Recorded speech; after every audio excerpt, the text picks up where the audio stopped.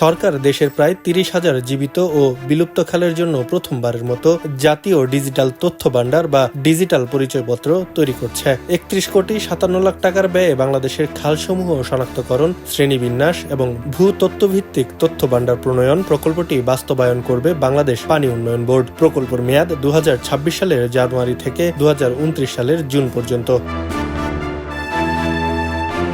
প্রকল্পের আওতায় প্রতিটি খালের অবস্থান, দৈর্ঘ্য, উৎপত্তিস্থল, প্রবাহ পথ, আববাহিকা, পানির ধরন ও নিষ্কাশন সক্ষমতা, দখল ভরাটের অবস্থা এবং সংশ্লিষ্ট সড়ক, সেতু ও কালভার্টের তথ্য সংগ্রহ করে GIS, রিমোট সেন্সিং এবং CSRS মানচিত্রের ভিত্তিতে একটি সমন্বিত জিও ইনফরমেটিক্স ডেটাবেস তৈরি করা হবে। মাঠ পর্যায়ে সরজমিনে যাচাই বাছাইয়ের পাশাপাশি স্থানীয় জনপ্রতিনিধি ও প্রবীণ বাসিন্দাদের মতামতও নেওয়া হবে।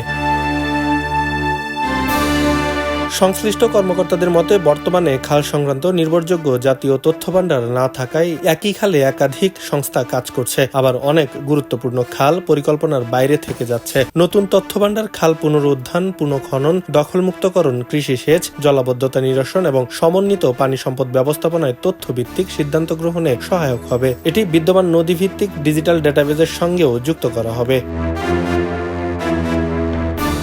বিশেষজ্ঞরা মনে করেন প্রকল্পটি সফল হলে পানি ব্যবস্থাপনায় সমন্বয় বৃদ্ধি, অর্থের অপচয় কমানো এবং ভবিষ্যতের খাল খনন এবং পুনরুদ্ধার কর্মসূচি আরও কার্যকরভাবে বাস্তবায়নের ভিত্তি তৈরি হবে। তবে তথ্যের নিয়মিত হালনাগাদ ও কার্যকর ব্যবহার নিশ্চিত করাই প্রকল্পের সফলতার প্রধান শর্ত।